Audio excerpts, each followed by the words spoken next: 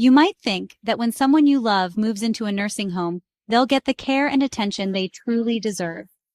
But lately, there's a growing uncomfortable trend, one that's not talked about enough. I want to tell you about the quiet rise of sedating residents in nursing homes and what's behind it. Here's the blunt truth. Many nursing homes in the U.S. just don't have enough staff. And instead of hiring more nurses, some facilities are turning to a shortcut, using powerful antipsychotic drugs to keep residents calm. This practice, often called chemical restraint, makes things easier for overworked staff, but it comes at a huge human cost.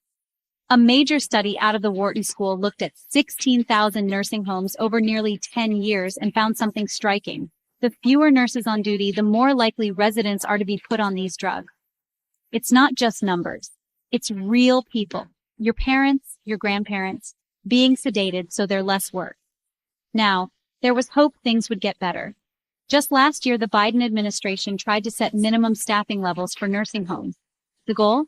Make sure every resident gets enough care and reduce the need for these drugs.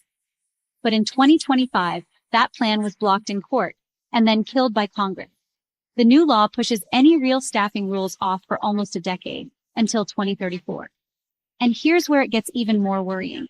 Medicaid, which pays for the bulk of nursing home care, is facing massive cuts, over $1 trillion over the next 10 years. With less funding and fewer staff, the temptation to sedate residents will only grow.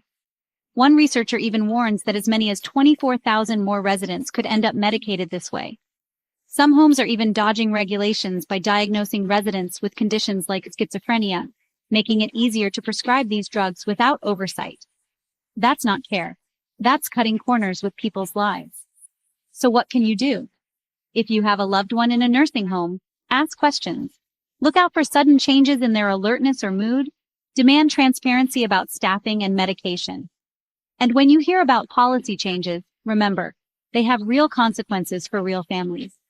No one wants to imagine their parent or grandparent being treated this way. But we can't look away. The fight for better care isn't over. Speak up, stay informed, and don't let your loved ones become invisible.